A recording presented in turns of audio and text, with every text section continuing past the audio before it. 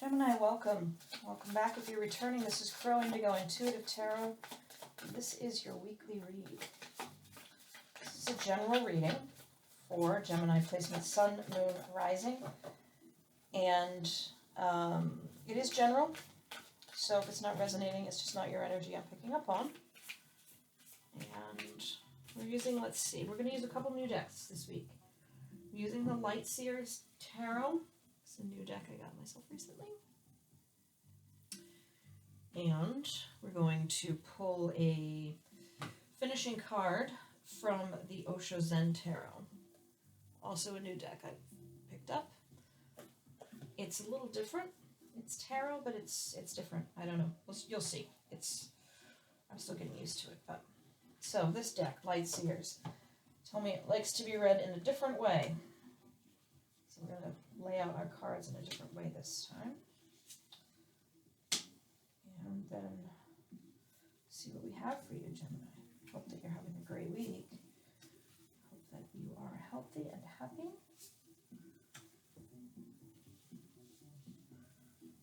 All right. I found some royalty-free music, so we got a little bit of background music on the readings this week. I didn't listen to it before I started recording, though, so I guess we'll find out what's on the list. Okay, so where are we here? A couple of major arcana for you, Gemini.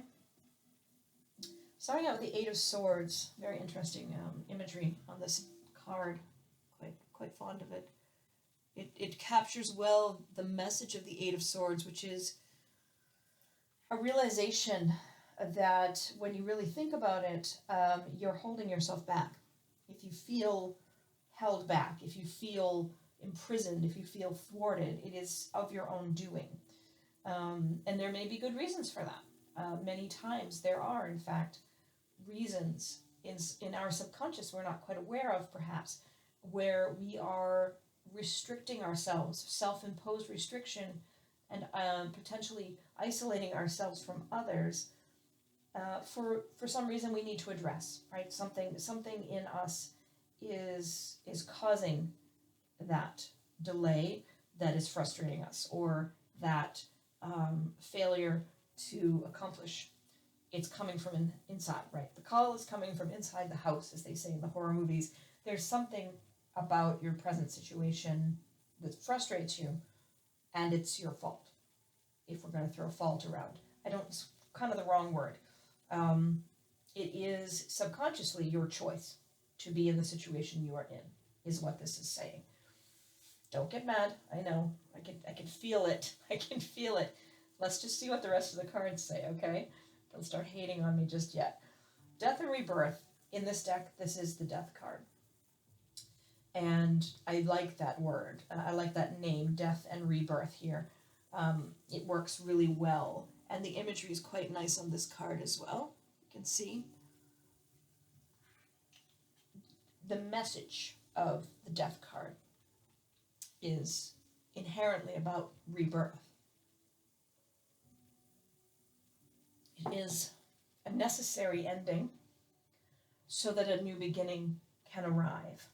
And it seems to me that this has been a new beginning that has been waiting for you, an ending that has been waiting because you're holding yourself back from it.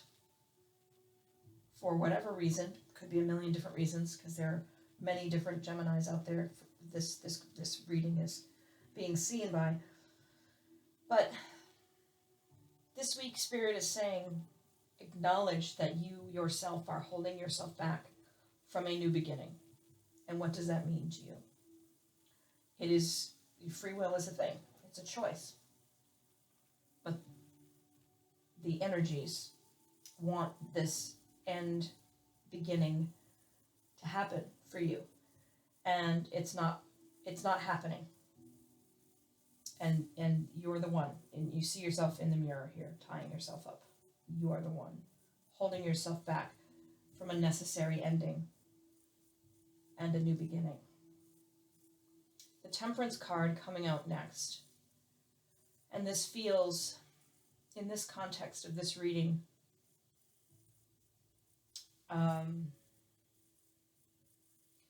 It feels like patience. It feels like choosing the moderate path. It feels like an exercise of self-control in some way, that you've held yourself back from the ending that is meant to happen. I almost feel like you know that I'm not telling you anything you don't know here. I get the sense very much that this is someone who knows that they're holding themselves back from an end and a beginning, and is doing it with great self-control for whatever reasons. That this is not about fear of the ending. There's something else there. I'm not sure, but it feels like this is a conscious choice. And down here we have the Eight of Wands. This is messages coming to you. This is things changing quickly after not moving much. A sense of speed, right? Movement, which right now is quite opposite of how most of us find ourselves, having to not move. But there's something here, emotionally, I would say, because these are Cups cards, emotionally there is movement toward a connection, toward a romantic partnership, perhaps a proposal of marriage, perhaps a declaration of love. There's a sense there of connection, really profound partnership. And in the Four of Cups at the end here, there's a sense almost of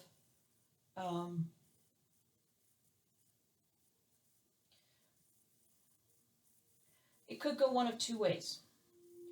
So the Four of Cups could be this sense of being not fulfilled, that there's sort of an apathy. You have stuff, you have some exceptional connections in your life, but they're not doing it for you. You're just not, what's the word? You're not inspired by your emotional connections at present. That's one. And the other option here is that there are surprise gifts. And I would tend to think maybe it's a combination of both. There's messages coming about this romantic offer, and you're deciding if it is something that you want, or if it is, or if the deal, if the situation for you emotionally, it doesn't really, having another partnership wouldn't necessarily matter, because it's not about anyone except yourself. It's not about what you want, what would make you feel fulfilled. It isn't any of this. It isn't about connecting with another person. It's something inside of you, and you've been trying to fix that thing inside by connecting with various other people, receiving the offers, accepting the offers, and then realizing you still feel empty. That's not where I thought this reading was going. I'm wondering if it's because of this. And you know more than I do, Gemini, but what is it that you're holding yourself back from ending? What is it that you're holding yourself back from beginning? Because I think that's where your fulfillment is. It's not in offers of partnership and stacking up your pile of cups here and not feeling fulfilled by any of them. There's something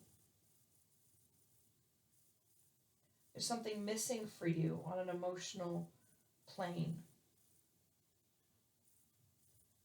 It's almost as if you've kept yourself in a situation because of a sense that you needed to be in this moderate middle space. And because of that, nothing can touch you emotionally. I think this must be for a very particular person or persons.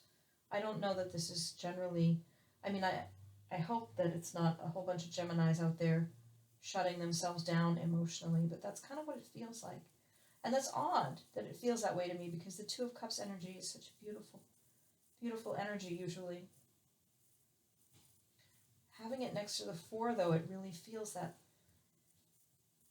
this could be something so profound, life-changing even. And it's become just, another one of your options. And it's not sparking your heart.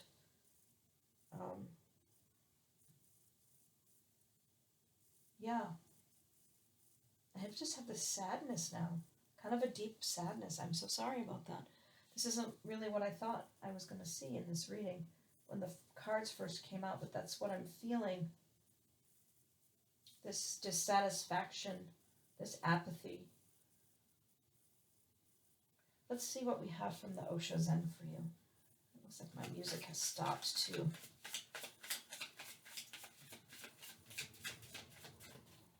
You're not letting yourself feel any joy right now, whoever this is. That's a little sad. All right. Comparison is your card. Is it because of that? I wonder. Let's see what the card says. But sometimes we rob ourselves by falling into this space of comparison. We don't appreciate what we have because we are trying somehow to be approved of by others. Let's see what Osho Zen says. Comparison brings inferiority, superiority. When you don't compare, all inferiority, all superiority disappear. And then you are. You are simply there. A small bush or a big high tree, it doesn't matter. You are yourself. You are needed. A grass leaf is needed as much as the biggest star. Without the grass leaf, God will be less than he is. This sound of the cuckoo is needed as much as any Buddha. The world will be less rich if this cuckoo disappears. I don't know what cuckoo they're talking about. Anyway, just look around. All is needed and everything fits together. It is an organic unity. Nobody is higher and nobody is lower. Nobody is superior, nobody is inferior. Everybody is incomparably unique. So is this feeling of dissatisfaction and apathy, is that coming from you comparing your life to that of others? Or you comparing yourself to others? It's something to think about this week. It seems to be that Spirit really wants you to contemplate these things, these concepts, these ideas, these emotions this week, because there's energy in this week. There's space in this week for you to progress, to heal, to maybe feel less apathetic. I think that's what I have for you, Gemini. I hope it's helpful. Thanks for supporting the channel, and I wish you a great week. Blessings.